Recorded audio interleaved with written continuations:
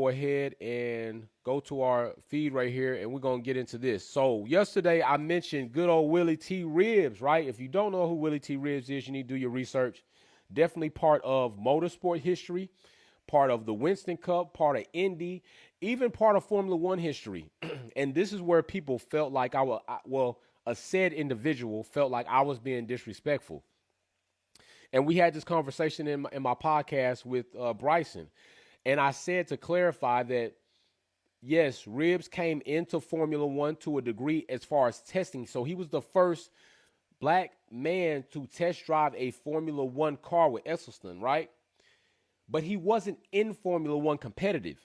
Hamilton busted through the door that T. Ribbs left crack, and Hamilton busted that fucking door wide open and actually laid down the competitive and the records and just everything that Hamilton has built from there as a black driver. So I wasn't being disrespectful to Ribbs.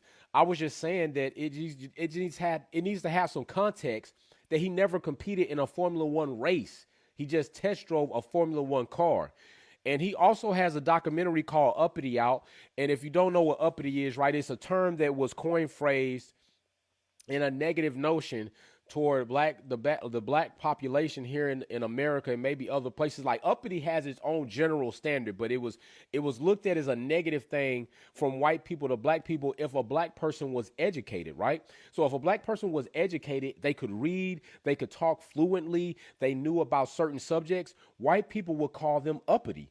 And they will call them uppity as a negative term, saying, "Oh, you think you're actually better than we really say you are."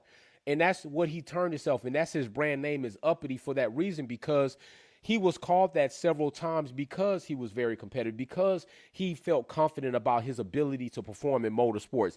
And I give total salute to Ribbs. I've reached out to him several times to try to bring him onto the podcast, and he's pretty busy, although he's not very active like as he was then at his younger age. But it was no disrespect to Ribbs. I was just saying factual things like he didn't compete in Formula One. He was the first black man to test drive a Formula One car, and I take my hat off to him for that. So while somebody felt I was being disrespectful and I wasn't giving Ribbs his full credit, that's not true.